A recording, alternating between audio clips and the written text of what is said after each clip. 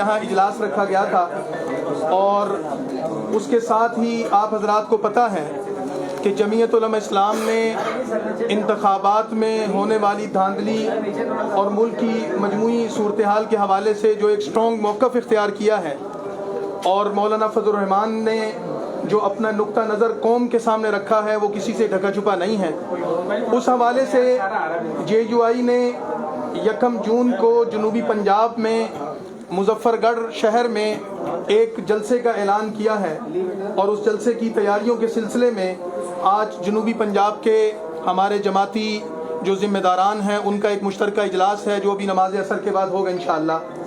اور ہماری یہاں جہاں اجلاس میں صوبہ پنجاب کی مجلس عاملہ اور اضلاع کے ذمہ داران موجود ہیں، تو ہم سب کی خوش قسمتی ہے کہ ہمارے قائد اور ہمارے لیڈر حضرت مولانا فضل الرحمان ہمارے درمیان موجود ہیں، تو آپ حضرات سے وہ بھی مخاطب ہوں گے، اور پھر نماز عصر کے بعد ہمارا اجلاس ہوگا اور 1 جون کے جلسے کی تیاریوں کے حوالے سے یہاں مشاورت ہوگی۔ اذان کے چند کلمات آپ حضرات سماعت فرما لیں، اور اس کے بعد مولانا صاحب اپنی گفتگو کا آغاز کریں گے۔ آپ حضرات اب خاموش رہیں۔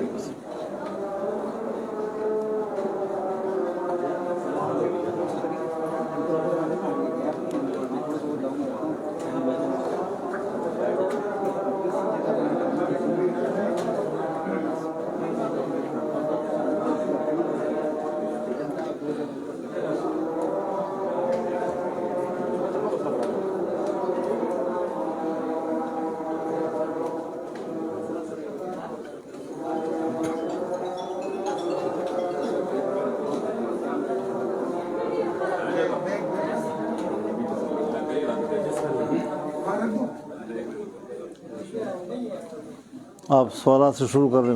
صاحب ایک سب سے پہلے سر یہ کہ صحافیوں کو سر کل سے یہ بتایا گیا کہ یہاں پر باقاعدہ پریس کانفرنس ہے، حالت یہ ہے کہ سر ایک صحافی کے بیٹھنے کے لیے یہاں پر کوئی جگہ نہیں رکھی گئی، متعدد بار یہاں پہ ان کو کہا گیا آپ کے آنے سے پہلے بھی کہ ہمیں بیٹھنے کی مناسب جگہ دی جائے تاکہ یہاں پر بیٹھ کے سوالات۔ آپ کا مطالبہ صحیح ہے، انشاءاللہ آئندہ کے لیے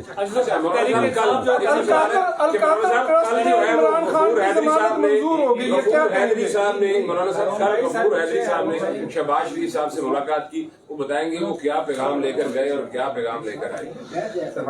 اس کا سیاست سے کوئی تعلق نہیں ہے، میرے خیال میں ان کے اپنے حلقے کے کوئی 20-25 زمیندار آئے تھے، وہاں کا کوئی پرابلم تھا تو اس کے لیے وہ شاید گئے تھے ان کے ساتھ۔ تحریک چلانے کا ارادہ رکھتی ہے لیکن دیکھ آپ کی طرف رہی ہے، پھر آپ کیسا رسپانس دیں گے؟ بھائی وہ تو ارادہ رکھتی ہے، ہم تو شروع کر چکے ہیں جی، ہم سے اپنی بات کرو نا۔ ہمارا میرے خیال میں آپ کی نظر میں کوئی حیثیت وقت نہیں ہے، اور ساری زندگی خسارے میں رہو گے جب تک یہ اس دن کے ساتھ رہو گے۔ پیپلز پارٹی کی پوزیشن کیسے دیکھ رہے ہیں اس وقت؟ آئینی عہدے انہوں نے لے لیے، گورنر بھی لے لیے، اور اس کے بعد بھی جو ہے وہ مہنگائی اس قدر زیادہ ہے، دیگر معاملات ہیں اور وہ بھی اس میں الیکشن میں جو دھاندلی ہوئی ہے اس پر فرنٹ فٹ پہ وہ بھی سامنے نہیں ہے۔ آپ کے حضرت جس طرح کے الیکشن کے نتائج سامنے آئے ہیں اس پر بڑا دو ٹوک موقف صرف جمعیت علماء اسلام کا سامنے آیا ہے، اور ہم نے جس طرح 2018 میں دھاندلی کے خلاف موقف لیا تھا، ہم آج بھی کسی مصلحت کا شکار نہیں ہوئے، حالانکہ ہمیں دعوت بھی دی گئی، بار بار ہمارے پاس تشریف بھی لائے، لیکن ہم نے کہا جی اسی مینڈیٹ کے ہوتے ہوئے پچھلی دفعہ ہم نے دھاندلی کہا، آج کیسے قبول کر سکتے ہیں جی۔ تو صاف ظاہر ہے جی کہ اس وقت بھی کوئی پی ٹی آئی کے ساتھ ذاتی دشمنی نہیں تھی، اگر ہم کوئی اپنے پرائے والی سیاست کرتے تو آج ہم مسلم لیگ کے ساتھ حکومت میں شریک ہو جاتے، تعلقات بھی اچھے ہیں اور ایک لمبی جدوجہد بھی ہم نے مل کر کی ہے۔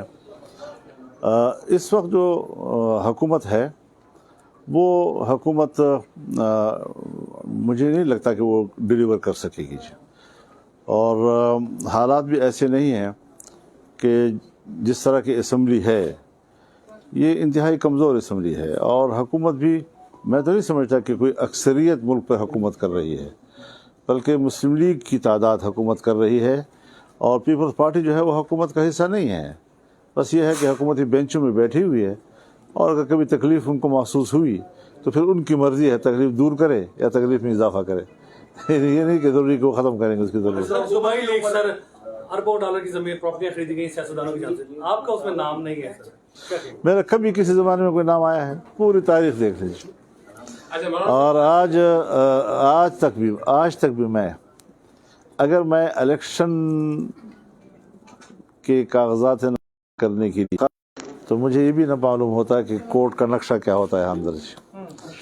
تو زندگی بھر عدالت میں اللہ تعالیٰ نے بچایا ہے اور اللہ تعالیٰ آخرت میں بھی بہتری کرے گا انشاءاللہ. مولانا صاحب آج سے 3 سال پہلے آپ نے ایک لانگ مارچ جو سکھر سے کیا تھا, بڑا لانگ مارچ تھا, یہیں پہ آپ سے جب گفتگو ہوئی تھی تو آپ نے کہا تھا کہ ہم کچھ نہ رزلٹ لے کے واپس آئیں گے. پھر آپ اسلام آباد میں پڑاؤ کیا اور پھر آپ خالی ہاتھ واپس آئے اس یقین دہانی پہ کہ 3 سال قبل جو فروری آئے گا اس میں باجوہ صاحب نے آپ کو یقین دہانی کروائی مقتدر حلقوں میں کہ ختم ہو جائے گی عمران خان کی حکومت, جس کے اوپر آپ واپس آئے. لیکن اس طرح سے نہیں ہوا.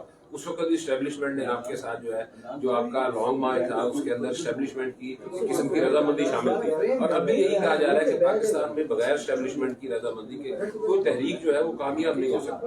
تو ابھی یہ جو آپ اپنی تحریک اب چلا رہے ہیں دھاندلی الیکشن کے خلاف, کیا آپ سمجھتے ہیں کہ بغیر اسٹیبلشمنٹ کے ساتھ کے میرے خیال میں اب اس ذہنیت کو ختم کرنا ہے.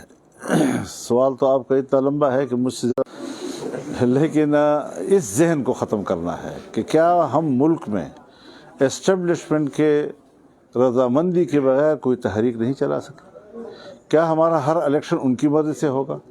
کیا ہمارے ہر الیکشن کا نتیجہ ان کی مرضی سے ہوگا؟ اس کے خلاف جنگ لڑنی ہے.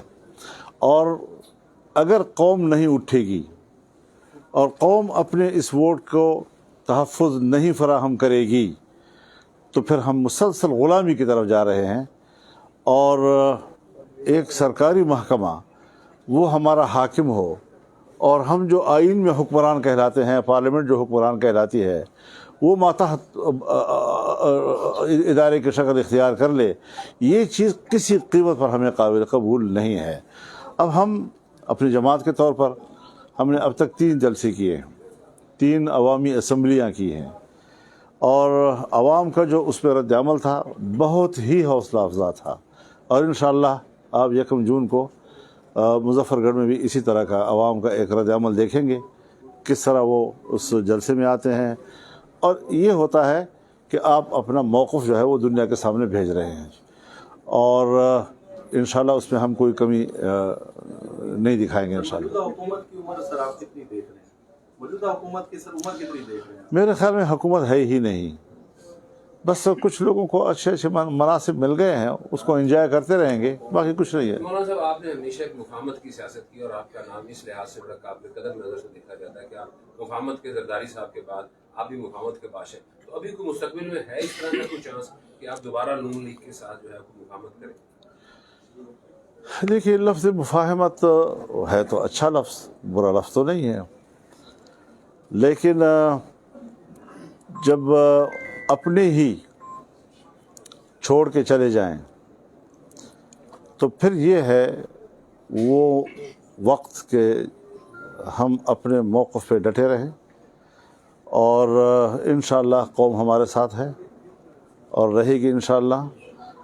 اور اس ملک میں ظاہر ہے کہ ہم تو جب جمہوریت پہ یقین رکھتے ہیں, جب آئین کا ہم نے حلف اٹھایا ہوا ہے تو پھر آئین کو بالادست ہونا چاہیے, آئینی اداروں کو بالادست ہونا چاہیے.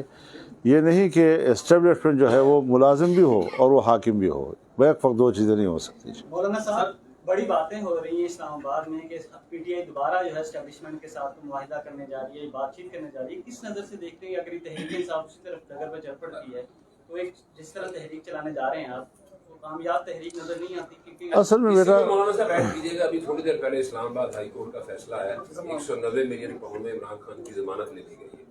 اس فیصلے کو آپ کس نظر سے دیکھ رہے ہیں؟ عدالت کا فیصلہ ہے, عدالت کو اختیار حاصل ہے, اس میں میں خود مدعی نہیں ہوں اس کے خلاف. لیکن جو مفاہمت چل رہی ہے اندرون خانہ آپس میں اسلام آباد میں بات, اندرون خانہ اگر آپ کے پاس کوئی معلومات ہوں تو مجھے بھی فراہم کر دیں, میں آپ کا شکر گزار رہوں گا.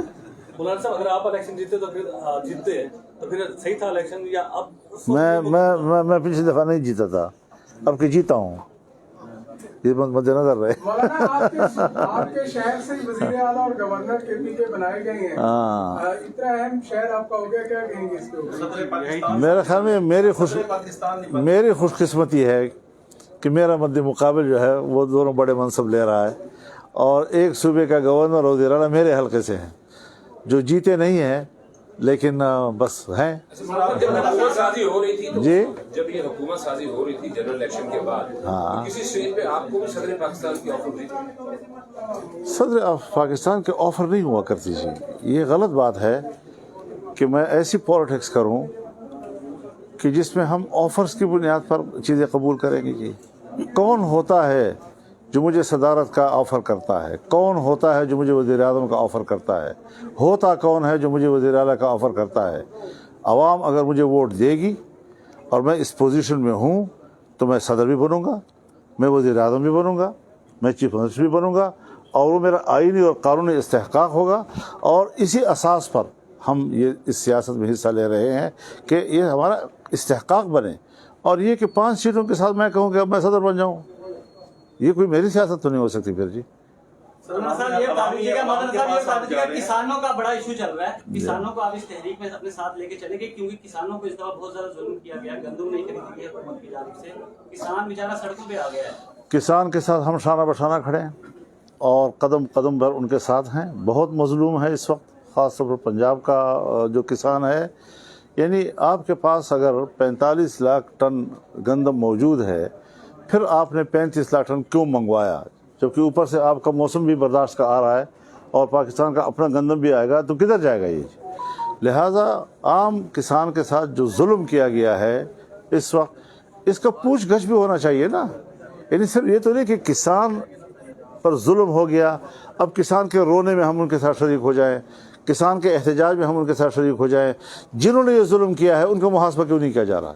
سر عوام کے پاس آپ جا رہے ہیں، سر مختلف آپ جلسے کر رہے ہیں، یہ بتائیے کہ سر ماضی کے تناظر میں آپ نے کوئی ٹارگیٹ بھی سیٹ کیا، کیا اچیو کرنا چاہتے ہیں سر ماضی کے تناظر میں؟ حضرت، جو ہمارے مطالبے ہیں کہ اثر نو الیکشن ہو، حکومت مستعفی ہو جائے اور فوج الیکشن سے دور رہے، کسی ایجنسی کا الیکشن سے کوئی تعلق نہیں ہوگا. الیکشن کو اتنا بدنام کر دیا ہے کہ اس کو الیکشن کہنا ہی ناجائز ہے. الیکشن کہنا اس کو ناجائز ہے جہاں پر امیدواروں سے کروڑوں روپے لیے جاتے رہے ہوں، جہاں ایک صوبے سے اربوں روپے لے کے چلے جاتے ہوں، جہاز بھر کے جا رہے ہوں، اسمبلیاں بک رہی ہیں اور کینڈیڈیٹس بیچارے در بدر ہیں. تو یہ الیکشن ہوتا ہے جی. ہم مطمئن ہوں گے اس بات پر کہ ہاں ہم واقعی پارلیمنٹ کے ممبر ہیں اور ہم کیا ملک کے اندر ایک VIP کا اس وقت اسٹیٹس رکھتے ہیں.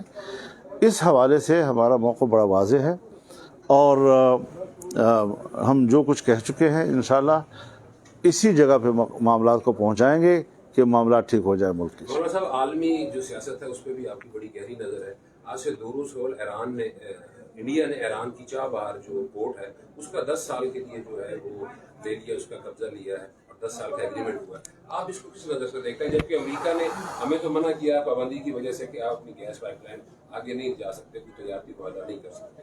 تو اس دور میں انڈیا کا اس کے ساتھ معاہدہ اور 10 سال کے لیے. حضرت، ایک تلخ سوال ہے جو آپ نے کیا ہے اور دکھ ہوتا ہے انسان کو.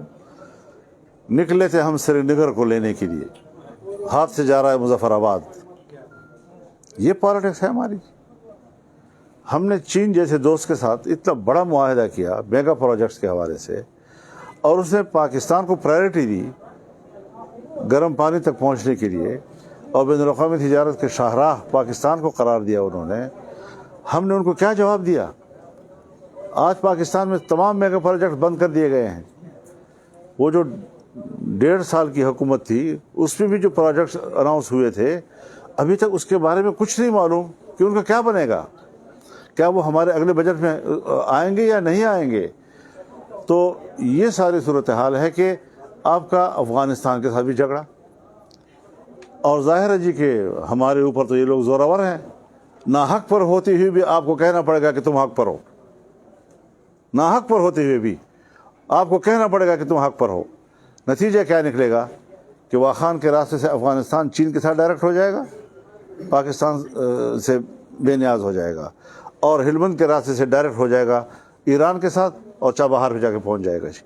تو یہ جو گھاٹے کے ہم سودے کر رہے ہیں اس وقت 6-7 مہینوں سے چمن بارڈر کے اوپر لوگ بیٹھے ہیں دھرنا دیے ہوئے کہ ان کو متبادل روزگار نہیں دیا جا رہا، اور ادھر سے انہوں نے افغانستان کے ساتھ جو لوکل تجارت ہوتی تھی اس کے راستے بھی بند کر دیے ہیں۔ اس وقت انگور اڈا کے اوپر جو وانا سے جاتا ہے افغانستان میں راستہ، وہاں پر لوگوں نے دھرنا دیا ہوا ہے۔ غلام خان کے اوپر جو میران شاہ سے جاتا ہے خوست کی طرف، وہاں لوگوں نے دھرنے دیے ہوئے ہیں۔ آپ کے جمرود پر لوگوں نے دھرنے دیے ہوئے ہیں۔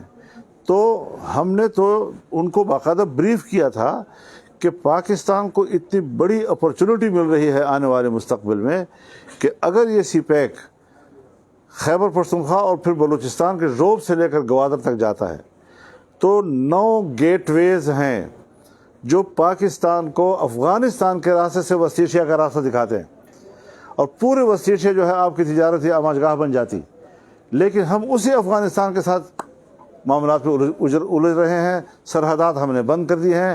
اگر مسئلہ دہشت گردوں کا ہے، کیا چین کو یہ اعتراض نہیں ہے کہ اولڈ ترکستان کی جو تحریک ہے اس کے لوگ افغانستان میں ہیں، اور ان کے لوگ جو ہے وہاں چین میں جو ہے کارروائیاں کرتے ہیں؟ یہ شکایت تو چین کو بھی ان سے ہے، لیکن اس کے باوجود وہاں کی جو مارکیٹ ہے اس پر چین قبضہ کر رہا ہے، روس وہاں قبضہ کر رہا ہے، اور ہم اتنے پڑوسی ہوتے ہوئے اور 20 سال تک ہم نے جس امید پر طالبان کو غلاف کے نیچے سپورٹ دیا، آج سب کچھ ہم ضائع کر رہے ہیں۔ ہمارے پاس صرف لڑائی کی صلاحیت ہے؟ کیا ملک کو ترقی دینے کے دماغ ختم ہو چکا ہے؟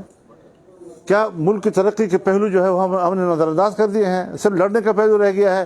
یہ اس لیے کہ جب آپ کا با اختیار ادارہ جنگجو ادارہ ہوگا اور جس کی تربیت دشمن سے لڑنے کی ہوگی، وہ کبھی بھی آپ کی سیاسی قیادت نہیں کر سکتا، وہ کبھی بھی آپ کی معاشی قیادت نہیں کر سکتا، اس کا یہ میدان ہی نہیں ہے سرے سے۔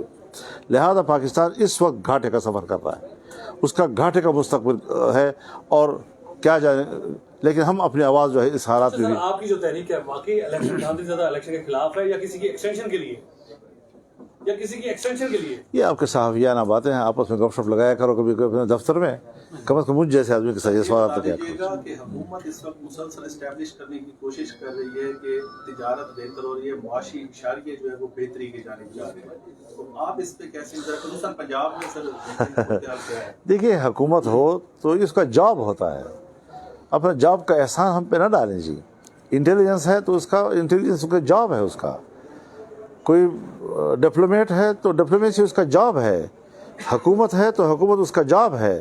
تو یہ اتار چڑھاؤ اس کے معمول کے معاملات میں چلتا رہتا ہے، لیکن مجموعی طور پر دیکھنا ہے نا ہم نے کہ کیا آپ کے ملک میں ماضی کی کوئی ایسی پالیسیاں ہیں کہ جو ہم آگے لے جا کر اس سے ملک کو بچائیں اور طاقتور بنائیں؟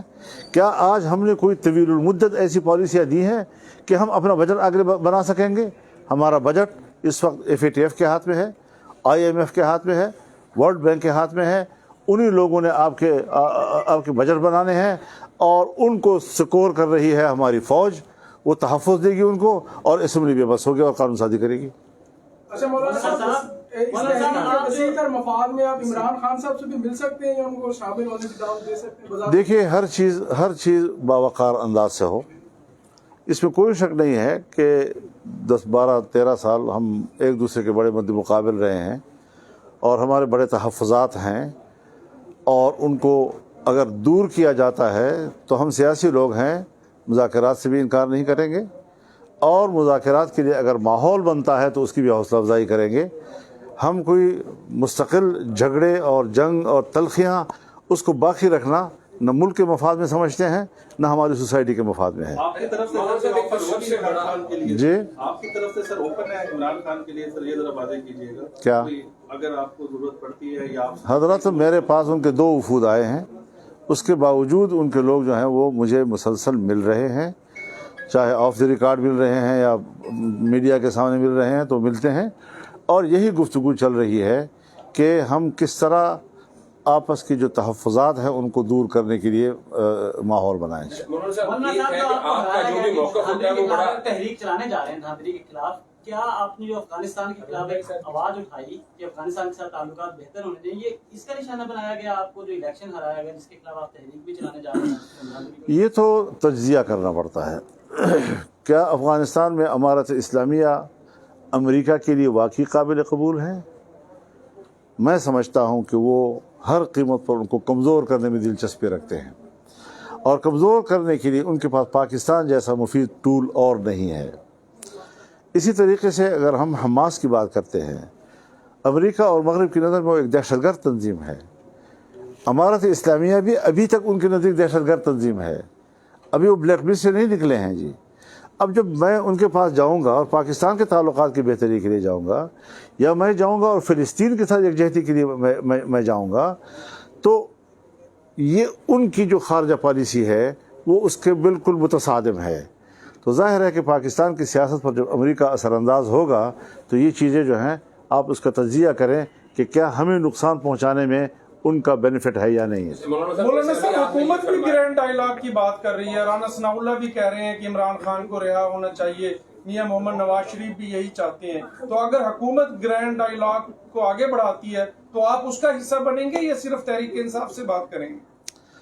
دیکھیے اس پہ ذرا وقت کا انتظار کرنا چاہیے، ہر بات وقت سے پہلے کہنا ذرا مناسب نہیں ہوتا۔ صاحب جیسے بھی آپ نے فرمایا کہ 10-12 سال کی تلخیاں تھیں، اور اب آپ سیاسی طور پہ کہہ رہے ہیں کہ سیاسی لوگ دروازے کھلے رکھتے ہیں، تو جو سب سے زیادہ پچھلے 7-8 سالوں میں آپ کی طرف سے جو الزام ہوتا تھا وہ ہوتا تھا کہ یہ یہودی لابی ہے، تو جب یہ سیاسی تلخیاں ختم ہوں گی تو آپ ان کو یہودی لابی سے دوبارہ مسلمان لابی میں کیسے لے جائیں گے؟ ایک بات ذہن میں رکھیں، اگر ہم نے بر صغیر کی سیاست میں کسی کو انگریز کا ایجنٹ کہا ہے، یا ہم نے عالمی سطح پر کسی کو امریکی ایجنٹ کہا ہے، تو یہ عنوان ہے، یہ عنوان ہے، ایک گالی نہیں ہے۔ مطلب یہ ہے کہ جو عالمی سطح پر ایک ورلڈ وائڈ جو اکنامک نیٹ ورک ہے اور اس کے اوپر جو جوش کا ایک بالادستی ہے، جب میں دیکھوں گا کہ میرے ملک کو بھی اس نیٹ ورک کے اندر ڈالا جا رہا ہے، اور یہاں پر میں سود کے خاتمے کی بات کرتا ہوں، اور میں مکمل طور پر عالمی سطح پر سودی نظام کے اندر جا رہا ہوں، ان کی معیشت کے اصولوں کے مطابق چلوں گا، تو اس سے میرا اختلاف ہوگا۔ اب اس اختلاف کا عنوان اگر یہ ہے کہ یہودی ایجنٹ، تو اس کو گالی کیوں کہا گیا؟ اس کو سنجیدگی سے لینا چاہیے تھا، مجھ سے پوچھنا چاہیے تھا کہ آپ یہ بات کیوں کہہ رہے ہیں۔ اگر میں کہتا ہوں کہ قادیانیوں کو دوبارہ مسلم سٹیٹس پاکستان میں دینا یہ میرے تحفظات ہیں، بجائے اس کے کہ آپ مجھے اس کے بدلے میں گالیاں دیں، آپ مجھے مطمئن کریں میں پاکستان کا شہری ہوں، میرے پیچھے کچھ لوگ ہیں، ان کی ایک سوچ ہے، ان کے تحفظات ہیں، میں ان کی نمائندگی کر رہا ہوں۔ اگر میں کہتا ہوں کہ پاکستان میں مغربی تہذیب کو فروغ دیا جا رہا ہے اور ہماری اسلامی اور مشرقی تہذیب جو ہے اس کا خاتمہ کیا جا رہا ہے، اس کے بدلے میں گالی دینے کی بجائے مجھ سے پوچھا جائے، مجھ سے بات کی جائے۔ سیاستدان کا کام یہی ہوتا ہے۔